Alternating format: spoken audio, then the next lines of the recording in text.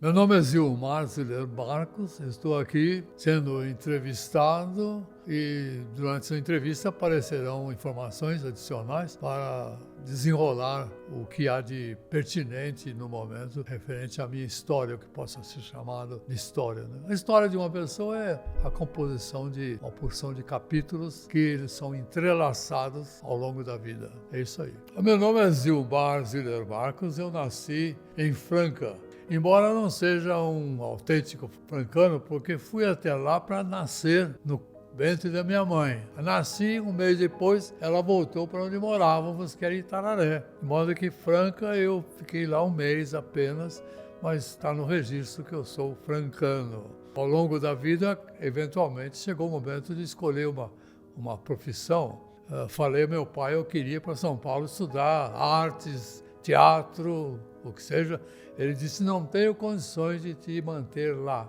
Ainda a minha geração era assim, os pais que cuidavam do sustento dos filhos, né? Você quiser fazer algum curso superior, é aqui na chamada antigamente escola agrícola. Então, me matriculei na escola agrícola e depois do vestibular cursei a agronomia. E daí a minha profissão formal ficou sendo engenheiro agrônomo. Antes de me formar, um pouco antes de formar, eu tinha um sonho desde a infância. 9 anos, meu sonho era Estados Unidos. Não tanto pelo país, o que me atraía era a língua. Eu fui captando inglês do cinema, das músicas. Cantava uma música, cantava outra música, via o significado. O resultado disso é que eu, com 14 anos, aqui na cidade, era o camarada conhecido, ele fala inglês, parece um americano. E a minha pronúncia era perfeita, né? Os americanos, às vezes acontecia de encontrar um americano, ele me falava, de onde você é?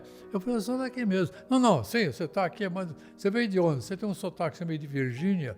Não, eu sou brasileiro. Mas como fala desse jeito? Eu falei, a música. Eu aprendi inglês catando da música. E a música policia a sua pronúncia, seu andamento, né? De modo que, quando eu estou para me formar, quase, o meu sonho era Estados Unidos. Então, vou arrumar uma bolsa. Tem bolsa? Me candidatei a uma, duas.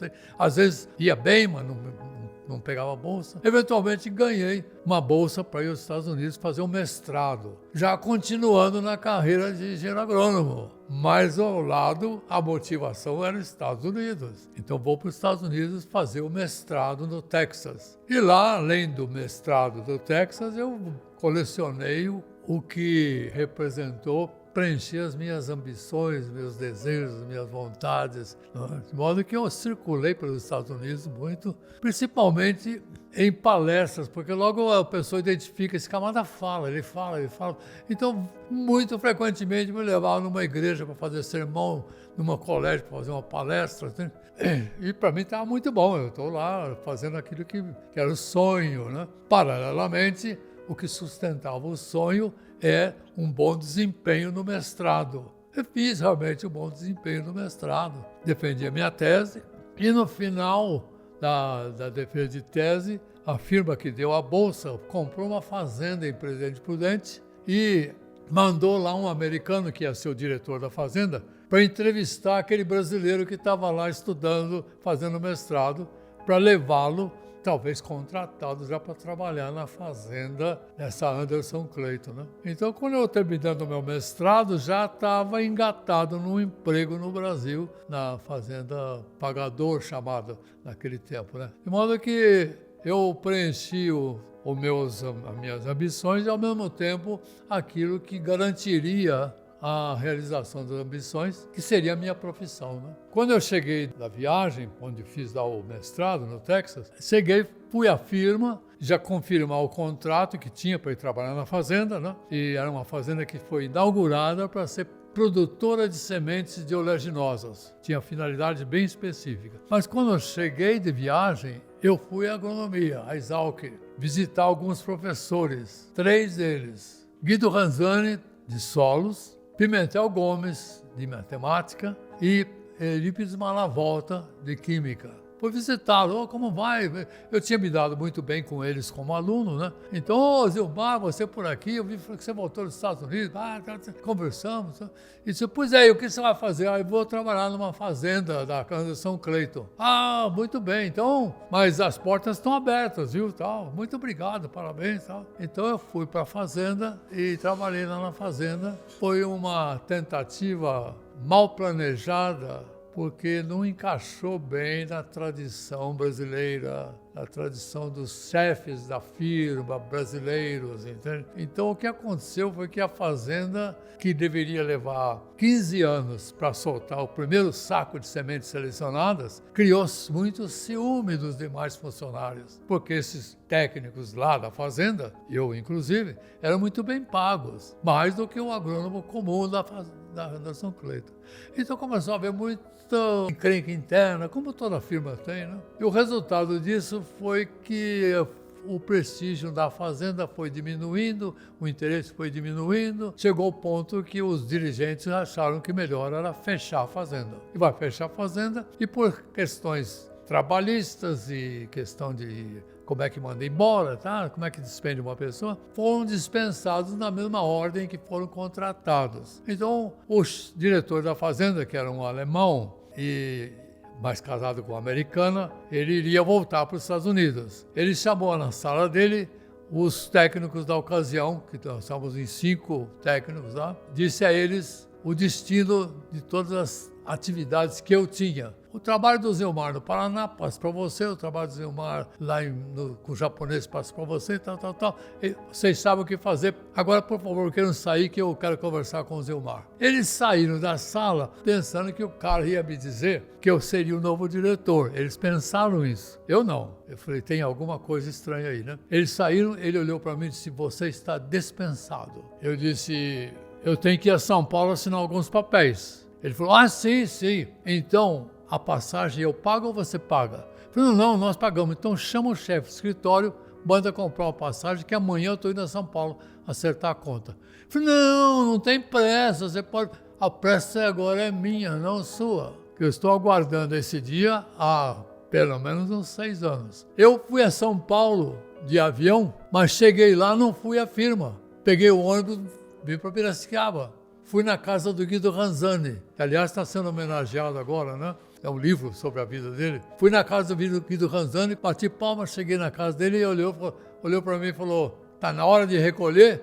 Falei, estou aqui saber se seu convite está de pé. Claro, trago os papéis, começa aqui como professor. Não, eu primeiro tenho que ir a São Paulo acertar a conta. Quando eu fui à firma em São Paulo, você pode imaginar que a minha moral não estava baixa. Eu já fui como professor da Exalc, potencialmente, né? Cheguei lá, assinei os papéis e tal, ainda fui conversar com um dos camaradas lá e disse a ele, você sabia do que ia acontecer com a fazenda? E me levou para contar a você tudo que eu fazia para passar para outro? Você foi falso. Ele disse, não, juro pelo amor da minha filha. Dobrou a penalidade. Põe a sua filha no meio dessa discussão? Que homem é você? Bom, enfim, vim para a escola e fui lá conversar com o professor Pimentel.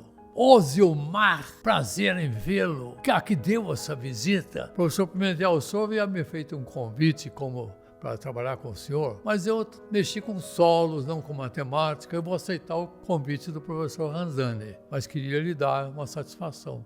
O Pimentel ficou de pé e disse assim, Zilmar, não podia esperar outra coisa de você, essa consideração de vir me dar uma satisfação, muito agradecido. Aí eu saí de lá, fui na sala do Malavolta, repeti a mesma cena. O Malavolta, ô Zilmar, você é por aqui? O que vai fazer aqui? Olha, eu vim aqui lhe contar, repetir a mesma história.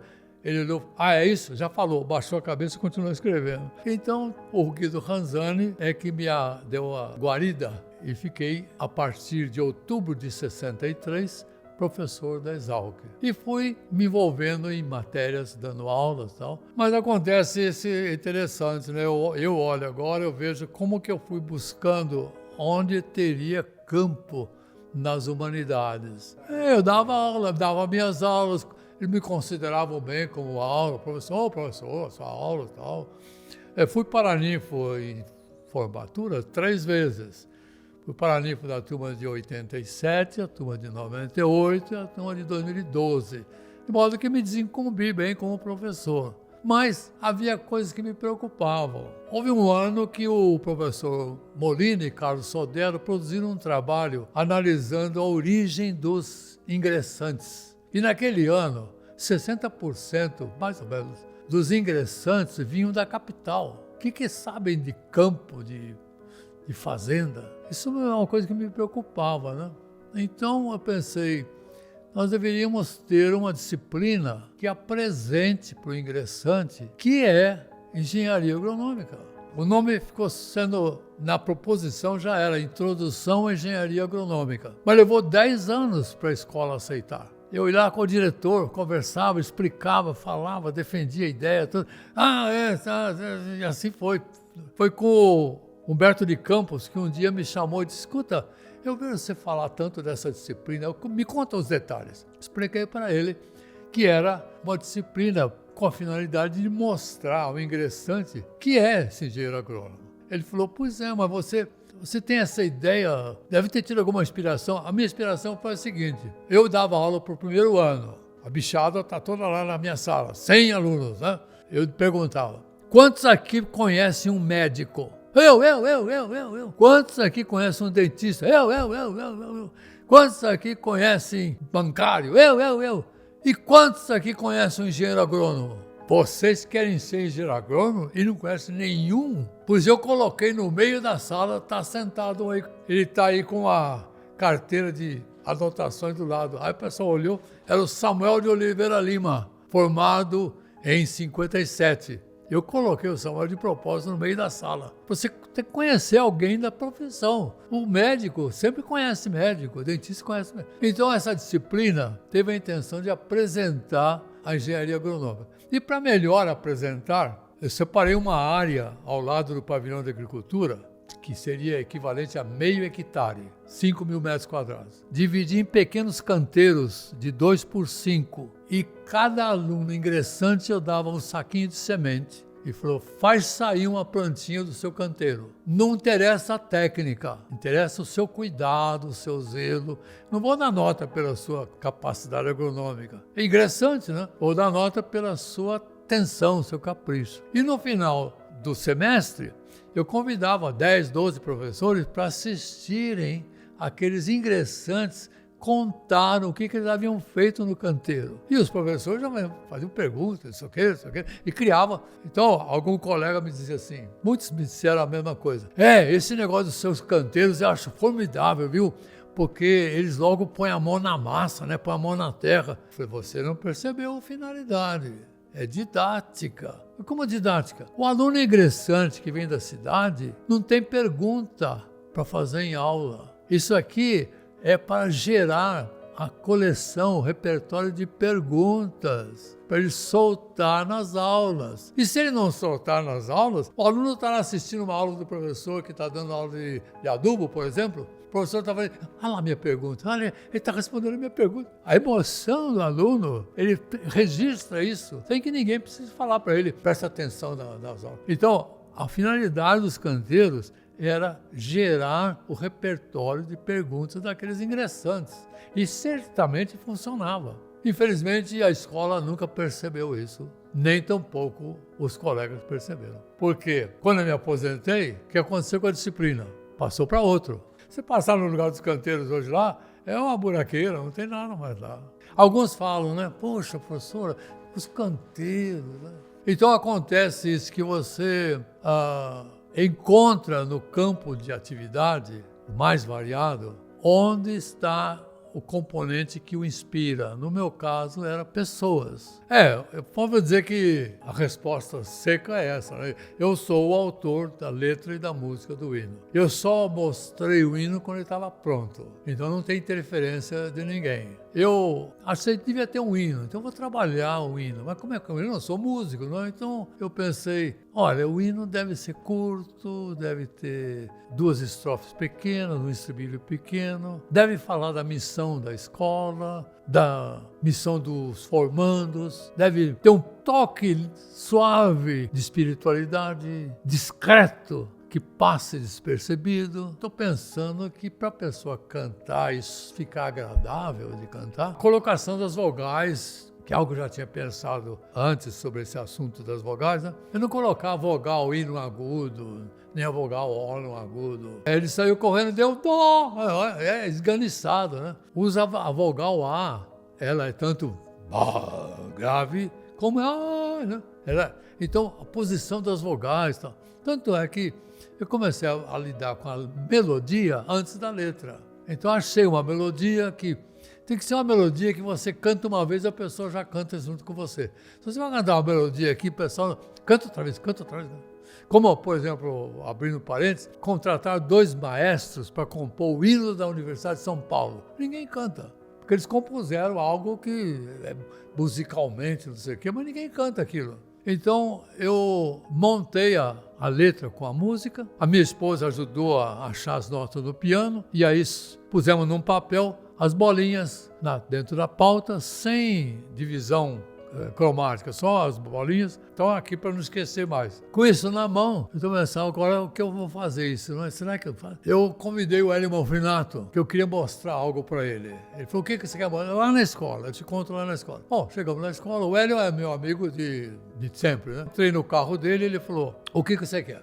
Eu falei, eu quero te mostrar algo que você é meu amigo e não vai me deixar fazer papel ridículo. Ele falou, então peraí, deixa eu me arrumar. Pegou, se arrumou na cadeira, virou de lado assim e falou, pode falar. Eu falei, vou cantar uma música que eu fiz. Aí eu cantei para ele. A água, o sol e a terra existem com própria beleza.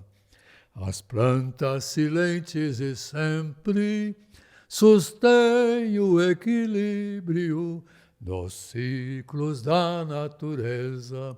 Plantar, criar e conservar ao que existe para ensinar, cumprindo missão vitoriosa. Vem inspirar Deus a seres, os filhos da gloriosa, que partem pelo Brasil a propalar de norte a sul, cumprindo missão vitoriosa. Plantar, criar e conservar ao que existe para ensinar, cumprindo missão vitoriosa. O Hélio olhou para mim e falou assim, eu é que tinha que ter feito isso, não você. Tá? Você tem isso no papel? Eu falei, tenho aqui as bolinhas, daqui. Pegou as bolinhas, daqui, eu vou ficar com isso. Tá bom, foi embora. À noite seguinte ele telefona, vem aqui em casa, eu quero te mostrar uma coisa. Fui lá na casa dele, ele me sentou ao piano e falou, escuta só, e dedilhou a melodia. Falou, é isso? Eu falei, exatamente. Então, tá aqui. E me deu algo que aqui os alunos fizeram uma camiseta. Isso aqui é a pequena partitura do Hélio Malfinato. Está aqui nessa camiseta. Mas com esse hino na mão, agora o que faz? Porque devo dizer que anteriormente, nós estamos agora em 77. Em 76, quando foi aniversário de 75 anos da escola, resolveram fazer um concurso de hinos. Eu já estava trabalhando no meu, mas anunciaram o concurso, eu falei, eu não vou entrar, vai entrar maestro, essas turmas, e parei de mexer com o meu. Se inscreveram 6 hinos. Dentre esses 6 hinos, havia um hino com a letra escrita pelo Salvador de Toledo Pisa Júnior. Ele deu para um músico da cidade fazer a melodia e escreveu como sendo um dos candidatos. A comissão do hino quis valorizar o hino, deu para o maestro Benito Juárez, de Campinas, Camargo Guarnieri, de São Paulo, para dizer qual é que ganha. Devolveram os 6 com o laudo, nenhum presta, nenhum serve. Aí o pessoal falou, e agora, como é que vai fazer esse hino, não sei o que e tal. Aí alguém teve a ideia, peraí, há alguns hinos que são feitos assim, primeiro a letra, depois a música. Vamos abrir novamente um concurso só de letra. Abriu novamente o concurso. Isso em 76, 75 anos da escola, né? Novo concurso, só letra. E a comissão? Não, para não ter problema de vexame, comissão de Piracicaba mesmo. Os professores de português e tal, põe certamente Walter Acorce e tal. Né? Os 6 camaradas escreveram novamente os hinos, só a letra. O Pisa pôs a letra dele também. E mais 4. Essa comissão se reuniu, examinou detalhadamente e deu o laudo. Nenhum serve. e com críticas, erro de português, erro de não sei o quê. Enfim, a comissão viu que fracassou a tentativa do hino. Aí eu voltei a pegar o meu papelzinho e vou trabalhar com o hino para dar os acertos finais. Fiquei satisfeito que estava pronto, agora eu vou aguardar para saber se vem alguma situação, inspiração. Então eu estou na minha sala, um dia, fim do ano de 77, aí por outubro, novembro talvez, eu estava muito preocupado com os professores, uns estão meio malandro, outros não sei o quê. Bom, uns problemas com professores. Eu fui à secretaria e examinei todas as cadernetas de aula e fiz um relatório para meu uso. E voltei para minha sala. Eu estou na minha sala, mais ou menos 5 horas da tarde, aparecem 2 alunos que eu sabia que eram formandos daquele ano. José Carlos Epifânio e Marcos Matsunaga. Ô professor, podemos conversar um pouquinho? Pois não, entra e sentaram os dois na minha sala lá. E diz o Marcos Matsunaga: ô professor, nós vamos aqui pegar uma cópia daquele papel que o senhor fez lá do levantamento dos professores. O que você quer? Nós queremos uma cópia daquele levantamento que o senhor fez do professor. Mas como você sabe disso? Nós somos na secretaria para examinar as cadernetas e o secretário não deixou nem chegar perto. Mas a dona Ivone Padovani falou assim: olha, isso que vocês estão querendo, o professor Gilmar acabou de pegar, está na sala dele com aquilo lá. Então nós queríamos isso aí. Falei: não vai pegar não vou dar para vocês. Isso não é para aluno sair caçando o professor. A minha finalidade é outra. Não, porque não sei. Não, vocês estão se comportando como o cara que chega na cadeia, tem um cara atrás das garras, você mata o cara já. Não, eu quero salvar, botar ele, incorporar. Não, porque não sei o quê. Aí um deles disse assim: não, professor, o senhor não manda nisso. E levantaram a voz, levantaram, porque não sei o quê, começaram a gritar os dois. Falei: senta os dois aí já. Eles se assustaram. Senta aí. Eles falaram assim: nós estamos querendo mostrar amor por essa escola. Falei: amor por essa escola? Senta os dois aí. Eles sentaram, assustaram. Eu vou mostrar para vocês como é que mostra amor por essa escola. Eu vou cantar para vocês. Em praticamente primeira audição, só ouviu minha esposa e Hélio Manfrinato, um hino que fala desta escola. Escutem. Água. E cantei. Quando eu cheguei no final, o Epifânio falou: ai, que cacetada. Perdão, professor. Agora, eu não sei dizer de onde vem, às vezes, uma coisa que você fala. Alguns dizem assim: o Luiz de Queiroz que fica soprando. O Luiz de Queiroz fica te conduzindo. Porque naquele momento eu falei para eles: escuta, vocês perceberam que todo diretor tem uma turma que entra e sai com ele, mas nem toda a turma tem diretor? Ele entra, o diretor está no 2º ano. Aí o produtor sai, entra outro, mas vocês não. Salim Simão entrou com vocês e vai sair com vocês. Você não vai fazer nada para ele, dar um presentinho, uma flor? Não, ninguém pensou em nada, não. Fazer o quê? Se vocês quiserem, e até hoje me emociona lembrar a cena que ele disse: se vocês quiserem, eu dou de presente para sua turma isso que eu acabei de cantar. E vocês cantam na fecha da solenidade, vocês cantam para ele e vê o que acontece. Mas como assim? Eu ensaio vocês. Na hora eu vou lá no palanque e falo: os alunos entraram e saem com esse diretor e eles querem fazer uma homenagem ao Salim Simão cantando um hino que fala da sua escola. Apenas isso. Peguei um diapasão e eles cantaram. O resto é história, né? Acho que leva a observar como é que ele foi aceito, né? Porque terminou o Salim, entrou o Aristeu Peixoto, que é quem estava comandando a formatura, porque o Salim já estava saindo. O Aristeu Peixoto acabou vendo o que eu fiz ali, né? Quando a turma de ingressantes foi recepcionada, ele me chamou e disse: olha, Gilmar, eu queria que você ensinasse os ingressantes a cantar o hino. Eu falei: tá bom, pode deixar isso aí. Então, na recepção aos calouros, aos 200 calouros, vou eu lá no Salão Nobre ensinar o hino. Eu tinha distribuído para os alunos exatamente o mesmo papelzinho do Hélio, sabe? Distribuímos esse papelzinho. Quem sabe música vai perceber que a bolinha sobe e desce e vocês vão mais fácil acompanhar. Quem não conhece música, essa bolinha, quando ela vai para cima, você sobe, e quando ela vai para baixo, você desce. Então, eu vou cantar para vocês e vocês tentam aprender. Eu vou cantar tantas vezes quanto for necessário até que vocês todos cantem esse hino. Então comecei a cantar. Água, o sol e a terra. E diversos já foram acompanhando. Fui até o final, comecei outra vez. Fui até o final, a terceira vez eu baixei o volume da voz. A quarta vez eu só mexi a boca. Eles estavam cantando. Quando terminou, eu falei para o diretor, estão cantando. Eles cantaram, na quarta vez estavam cantando por conta própria. Quando terminou essa pré-recepção, veio o Aristeu, que era o diretor, e falou, ô Zilmar, o que eu vi você fazer hoje aqui, como é que você pega 200 caras que não sabem cantar uma música e faz isso que eles fiquem cantando a música? Fui ajudado pelo tipo que a música era. Ela sobe, a música era sobe, por ela desce, sobe e desce. Isso é fácil de memorizar, né? O diretor me disse assim, o que eu vi você fazer hoje aí, como é que não temos um coral na nossa escola? Tem que ter um coral. O que você fez com 200 aí, você faz um coral, você vai fazer um coral. Eu falei, não, eu não sou músico nem maestro de coral, é o Hélio Manfrinato. Vamos convidar o Hélio Manfrinato para ser o maestro que vai criar o coral da Exalc e adequadamente, porque nós estamos agora no começo de 78, né? E o aniversário de 81, vai dar tempo de aprontar um grande coral. Aí foi a história, né?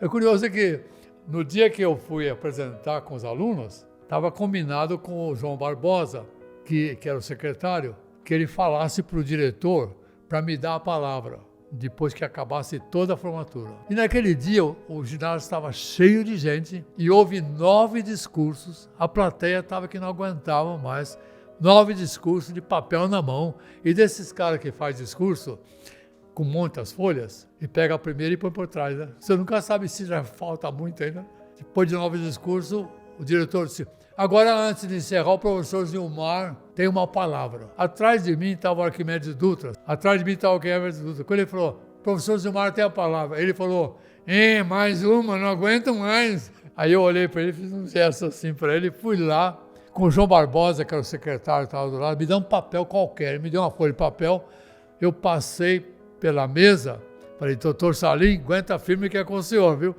Fui à tribuna, peguei o meu papel e falei para senhores e senhoras, uma folha apenas que não vou usar, e joguei. A plateia virou, já ganhei palmas, né?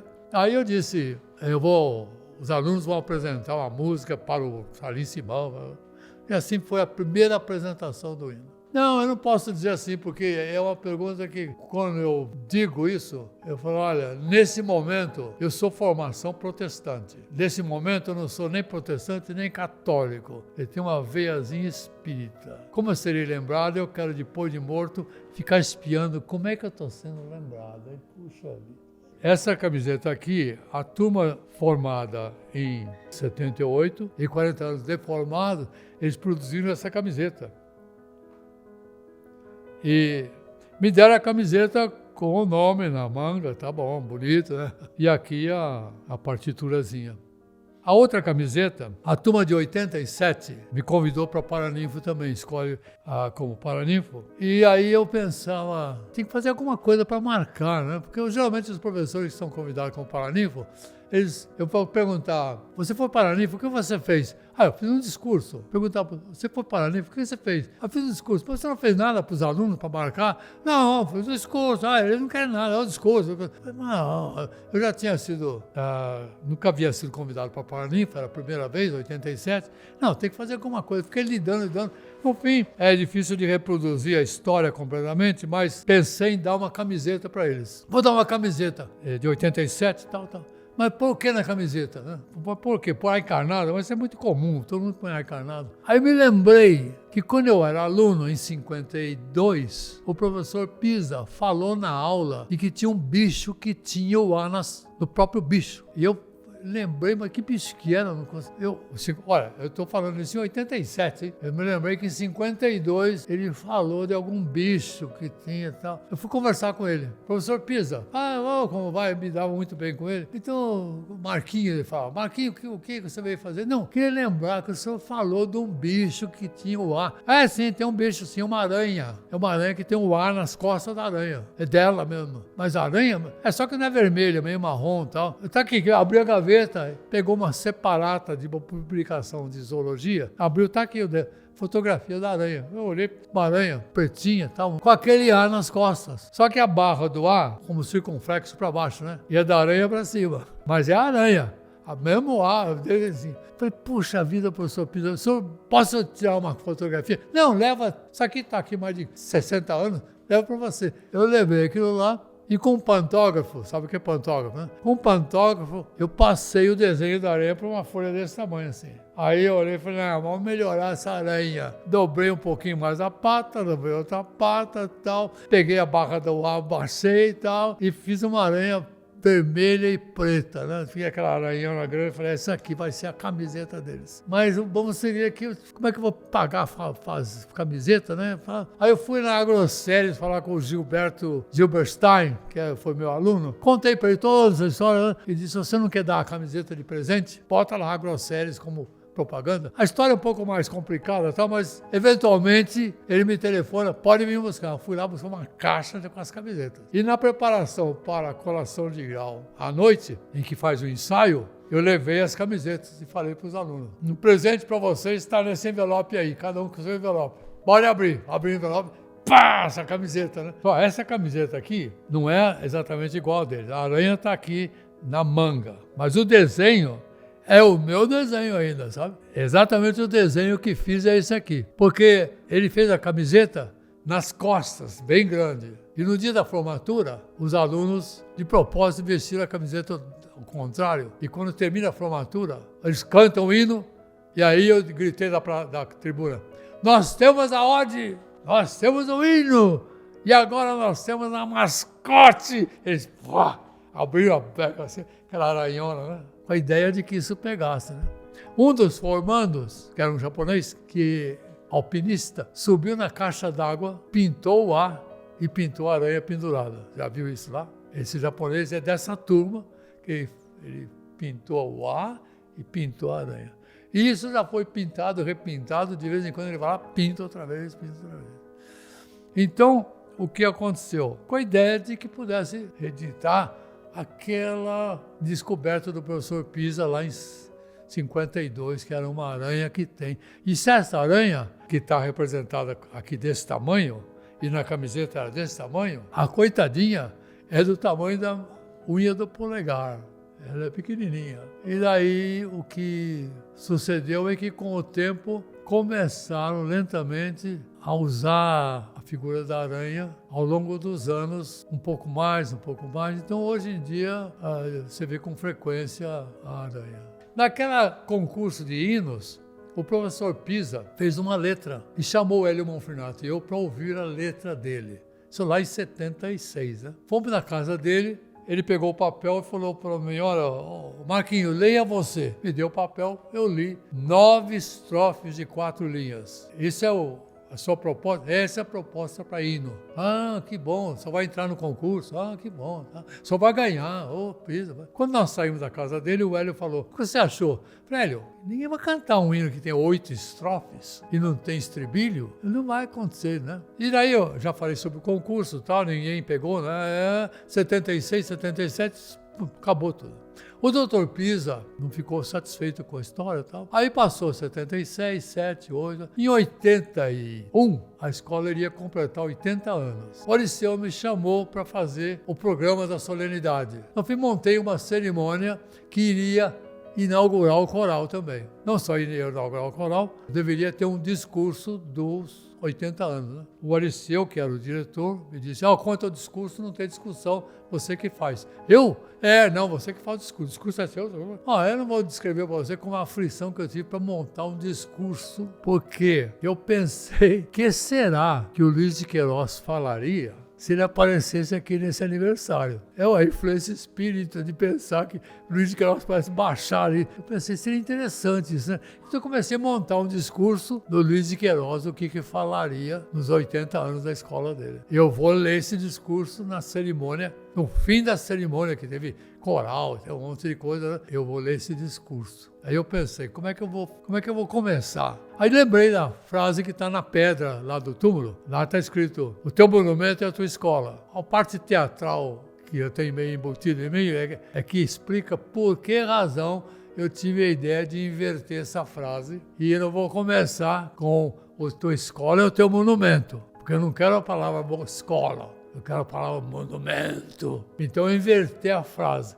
E no final eu desviro e termino com escola. Procurei fazer o discurso assim. Na vida de uma instituição, há muitas pessoas que têm o ideal inicial e depois são ajudadas por outros diversos que colaboram e no fim realizam uma grande obra. E assim é com essa escola, que foi iniciativa de Luiz Vicente Souza Queiroz e com auxiliar de outros. E hoje nós podemos dizer que essa tua escola é o teu monumento. Meu monumento! Há muito que eu esperava por essa oportunidade. E aí... Dizem que caiu um silêncio na sala, né? E eu fui falando, por que vamos aqui?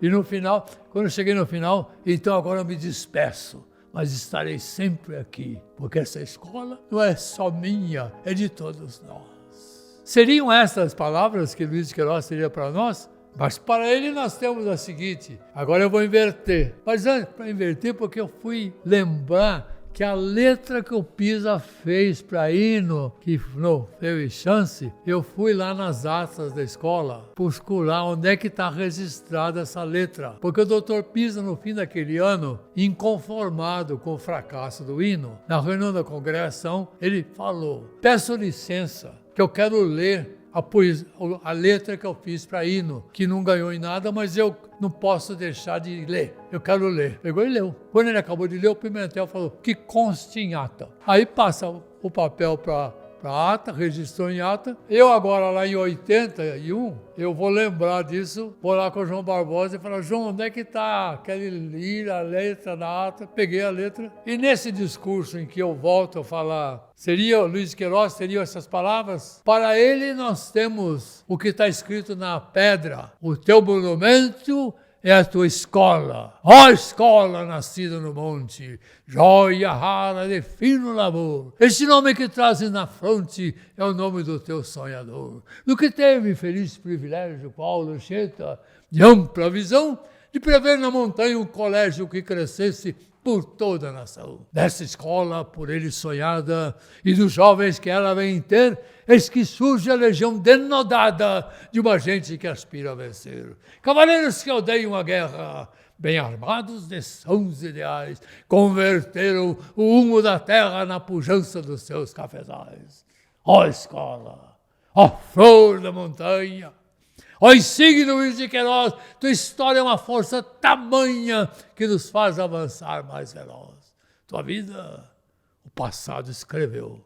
Tua glória o futuro dirá, mas o presente assinala o apogeu do grandioso amanhã que virá. E ao cantarmos as nossas conquistas numa vida de intenso labor, outra coisa não temos em vista que pagar-te um tributo de amor. Eia, pois, exalquianos, sem guerra, com a bandeira da escola na mão ensinai que plantar nesta terra é lutar pela grande nação.